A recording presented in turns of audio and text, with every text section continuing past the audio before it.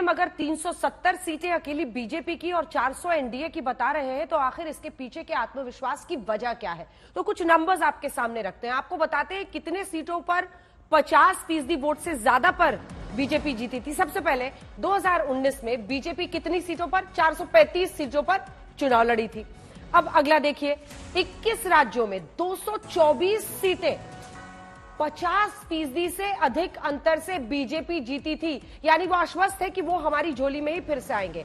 करीब 50% सीटों पर जीत का अंतर 50% था। अगर 303 नंबर्स आए इनके और 224 सीटों पर 50% वोट शेयर है, तो आप समझ रहे हैं 1984 के बाद 2019 में पहली बार किसी पार्टी को इतनी बड़ी जीत मिली थी।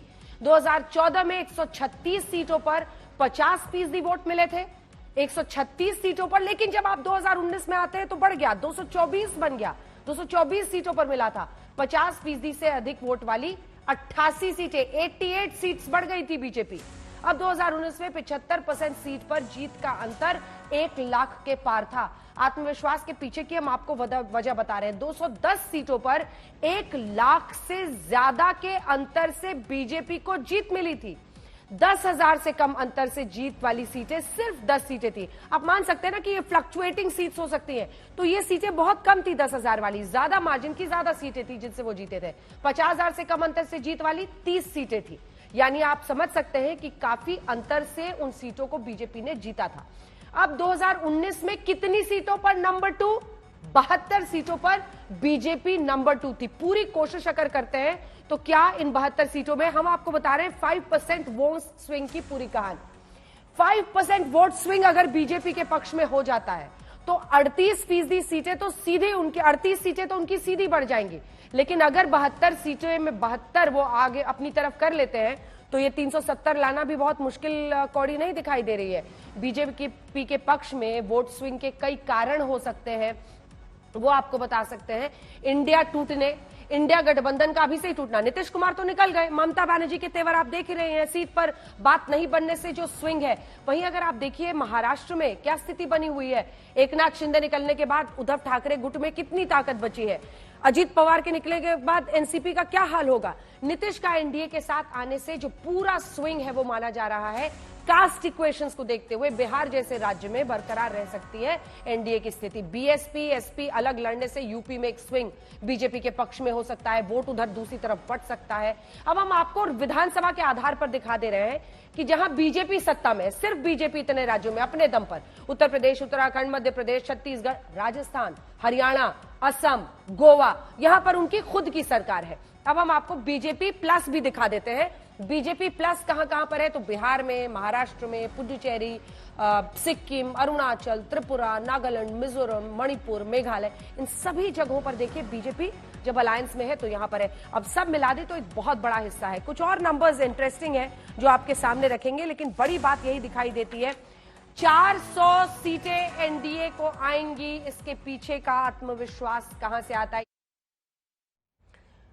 तो आंकड़े आपने देखे, चुनावी हमने आपको सब कुछ दिखा दिया। अब आपको सुनवाते हैं विपक्ष के आरोपों पर पूर्व कानून मंत्री और बीजेपी नेता रविशंकर प्रसाद क्या कह रहे हैं। पुनः अब की बार 400 पार। पूरे सदन में वो नारे गूंजे। उन्होंने कहा कि अब तो 400 पार खड़गे जी भी कह रहे हैं। लेकिन अब इसको लेकर भी कांग्रेस पार्टी के कई जो वरिष्ठ नेता हैं वो ये कह रहे हैं कि ये तभी हो सकता है जब ईवीएम में गड़बड़ी हो, दाल में कुछ काला है। इसको आप कैसे? देखिए, ये भी हताशा की कहानी है। कल संसद में तो अब तो पूरे भारत में बोलते हैं अब की बार 400 के पार। जब प्रधानमंत्री विदेश जाते हैं और प्रवासी भारतीयों को एड्रेस करते हैं वो भी कहते हैं अब की बार 400 के पार। लेकिन जो कांग्रेस वाले इस पर सवाल उठा रहे हैं, मैं उनसे पूछता हूं, उसी ईवीएम से आपकी सरकार हिमाचल में कैसे बन गई? उसी ईवीएम से आप आंध्र प्रदेश में कैसे जीत गए? उसी ईवीएम से आप कर्नाटका में कैसे जीत गए? उसी ईवीएम से मनमोहन सिंह 10 साल राज कैसे किए? उसी ईवीएम से अखिलेश यादव कैसे मुख्यमंत्री बन गए? उसी ईवीएम से ममता जी कैसे जीत गए बंगाल में? तो जब आप जीत जाए तो ईवीएम ठीक, आप हारे जा रहे हैं तो ईवीएम खराब। इसे कहते हैं हताशा। ना सिर्फ कांग्रेस बल्कि पूरा विपक्ष इस तरह की बात कर रहा है। तो केरला में उनकी सरकार कैसे बनी है पिनराई विजयन की दूसरी बार? वो भी तो ईवीएम ही था ना। तो मैं कह रहा हूं, कई बार संसद में उठाया तो मैंने जवाब दिया था पूर्व कानून मंत्री के रूप में। तो कोई जवाब नहीं इनके पास। तो इसे कहते हैं हताशा का और निराशा का मजबूरी की टिप्पणी। आप जीतिए, अच्छी बात है। तो आज जो कांग्रेस पार्टी 3 प्रदेश जीती ना और हर जगह हार रही है पहले में, तो इसका मतलब क्या है? जनता मोदी जी के काम को देखती है। जनता मोदी जी ने देश को कहां से कहां पहुंचाया है, गरीबों के लिए, महिलाओं के लिए, बेटियों के लिए। किचन में प्रभु राम का मंदिर बना है, सेना का उत्साह बना है। भारत की बेटियां आज हेलीकॉप्टर, फाइटर प्लेन उड़ा रही हैं। भारत की बेटियां आज स्पेस में कहां से कहां पहुंच रही हैं साइंटिस्ट के रूप में। ये देश देखता नहीं है क्या? देखता है ना। तो गरीब भी देखता है, किसान भी देखता है, वैज्ञानिक भी देखता है, फाइटर प्लेन चलाने वाली बेटियां भी देखती हैं, नौजवान भी देखते हैं। तो भारतीय जनता पार्टी ये दम भर रही है कि एक बार फिर से अपने काम के दम पर वो आएंगे, प्रचंड जीत के साथ आएंगे। लेकिन कैसे घेरा जा रहा है विपक्ष को? अब तो नाम इंडिया गठबंधन है, लेकिन पहले यूपीए था। जब 2004-2009 में जीत हुई थी, संसद में श्वेत पत्र ला सकती है सरकार। ये बड़ी खबर आपको बता रहे हैं। बजट सत्र में यूपीए की आर्थिक नीतियों पर श्वेत पत्र संभव है, क्योंकि 4 और 9 में जब सरकार बनी तो उसका नाम यूनाइटेड प्रोग्रेसिव अलायंस था। और अब आर्थिक कुप्रबंधन पर श्वेत पत्र सरकार की तरफ से संभव है। वित्त मंत्री ने बजट के दौरान किया था ऐलान।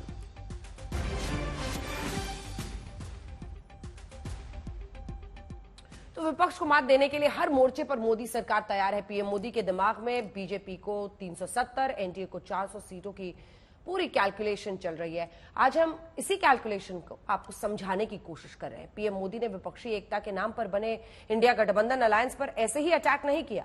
पीएम मोदी के प्रहार में 400 सीट वाला फॉर्मूला छिपा है, क्योंकि विपक्ष ने मोदी को हराने के लिए एक सीट पर एक उम्मीदवार उतारने की रणनीति बनाई थी, जो बीजेपी के लिए बहुत मुश्किलें पैदा कर सकती थी। लेकिन जैसे ही सीट शेयरिंग पर इंडिया गठबंधन में फूट पड़ी, प्रधानमंत्री नरेंद्र मोदी को विश्वास हो गया कि अब की बार एनडीए 400 पार जा सकता है।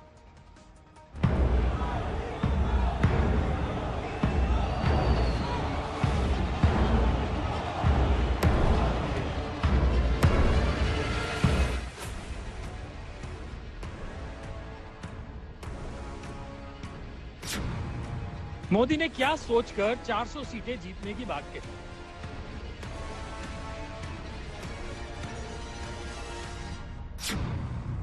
क्या इंडिया गठबंधन टूटने से एनडीए 400 पार जाएगा? इधर इंडिया गठबंधन टूटा, उधर मोदी का कॉन्फिडेंस बढ़ा। क्या कांग्रेस के अकेले लड़ने से सीधे बीजेपी को फायदा है?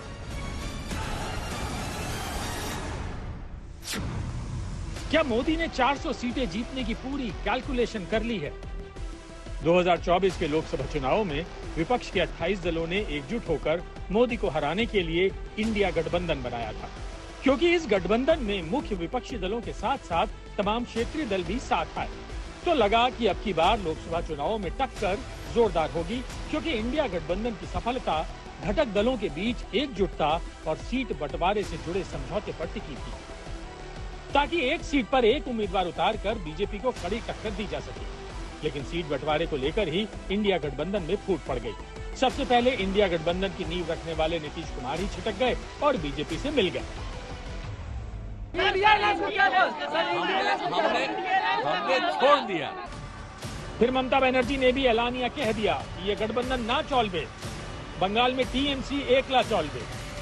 সমস্ত রিজিওনাল পার্টিকে ঐক্যবদ্ধ করে এক জায়গায় দাঁড়াতে কংগ্রেস তুমি তো একা পারবে না, তুমি 40টা সিট পাবে কিনা আমরা জানি না।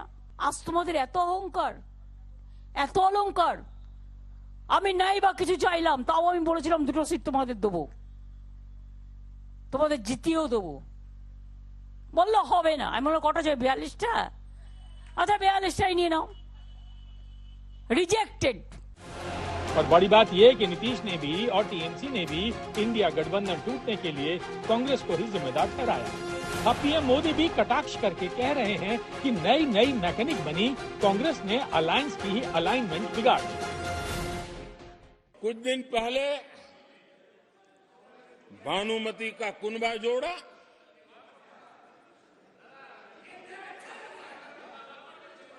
लेकिन फिर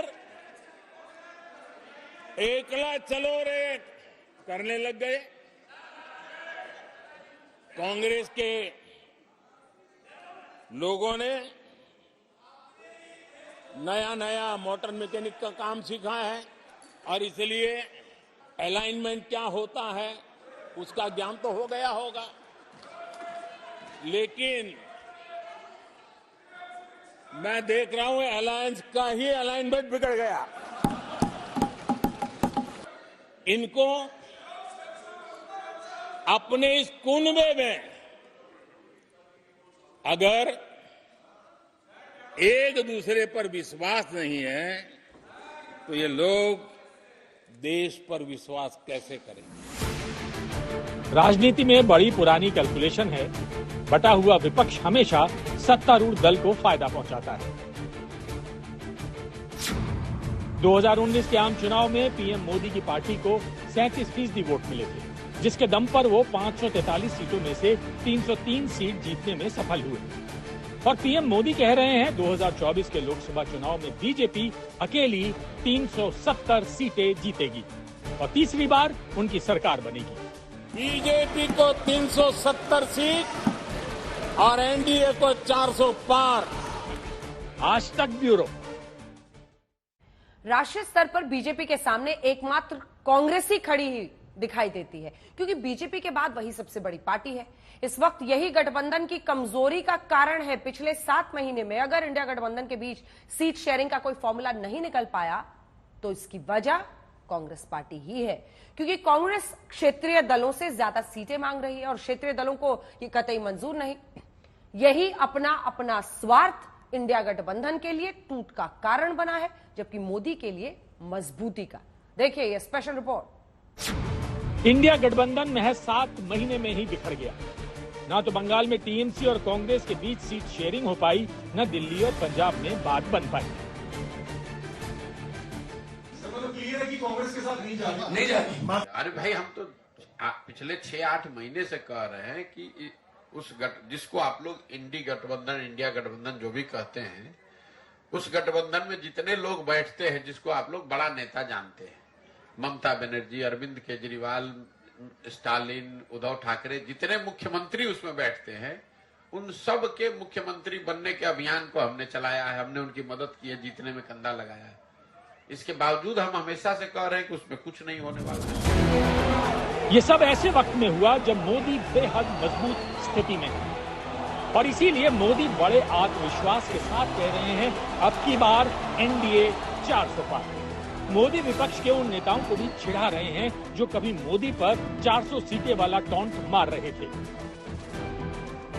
मोदी जी को इतना घमंड आया है, इलेक्शन से पहले ही कहते हैं कि 400 सीट जीतेंगे। क्या है तुम्हारे पास? इतने पॉपुलर तो नहीं है। ऐसी क्या बात है तो आप पहले ही कह रहे मैं 400 सीट लाऊंगा। जो जनता आपको सत्ता में बिठाई है वो जानती है कि आपको सत्ता से कैसा बाहर निकालना, नीचे गिराना। आपका इतना बहुमत है, अब तो पहले 330, 334 की, अब ने तो 400 पार हो रहा है। अरे 400, अरे तुम चुन के आओ सर, मेरा दावा है ये लोग ठहर के चुन के आने दो सब। अब की बार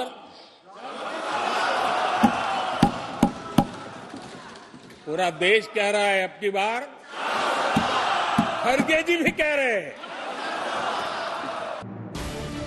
आपको बता दें कि सारे हालात दिसंबर के बाद बदले हैं। पहले तो बीजेपी ने छत्तीसगढ़, राजस्थान और मध्य प्रदेश जैसे राज्यों में धमाकेदार जीत दर्ज की। इसके बाद जनवरी में पीएम मोदी ने अयोध्या में राम मंदिर का उद्घाटन कर दिया और आगामी चुनाव का बिगुल फूंक दिया। सच ये भी है कि राष्ट्रीय स्तर पर बीजेपी का एकमात्र विकल्प कांग्रेस दिखती है, क्योंकि इस पार्टी की मौजूदगी तकरीबन हर राज्य में है। कांग्रेस ने 2019 के चुनाव में 20% वोट हासिल किए थे। कांग्रेस क्षेत्रीय दलों से अधिक सीटों की मांग करती है, जो क्षेत्रीय दलों को कतई मंजूर नहीं है। सबकी ऐसी धारणा है कि कांग्रेस एक खतरनाक अलायंस पार्टनर है, जो अपनी कमजोरियों के कारण दूसरों को भी ले डूबेगी। गठबंधन जो टूट रहा है वो कांग्रेस पार्टी की हठ धर्मिता की वजह से टूट रहा है। साथ ही साथ विपक्षी गठबंधन का हर दूसरा दल गठबंधन के हित से पहले अपना स्वार्थ देख रहा है।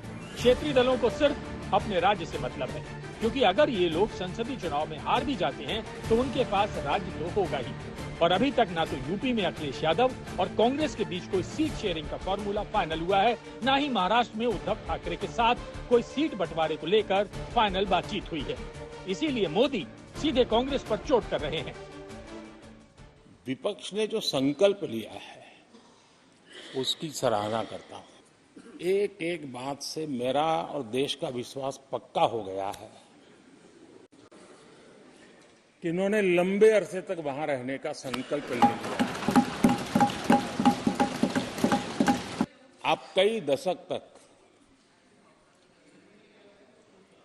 जैसे यहां बैठे थे वैसे ही कई दशक तक वहां बैठने का आपका संकल्प,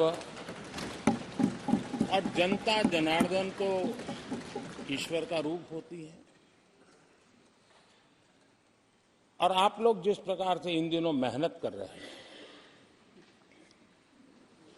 मैं पक्का मानता हूं कि ईश्वर रूपी जनता जनार्दन आपको जरूर आशीर्वाद देगी। मोदी की मजबूती का एक कारण ये भी है कि विपक्षी गठबंधन में कोई वैचारिक एकरूपता नहीं है जो उन्हें इकट्ठा रख पाए। खासकर बीजेपी और मोदी के हिंदू राष्ट्रवाद की काट उनके पास नहीं है। बीजेपी लोकप्रिय नेता, कुशल संगठन और अच्छे संसाधनों वाली पार्टी है, उससे लड़ना आसान नहीं है। आज तक ब्यूरो।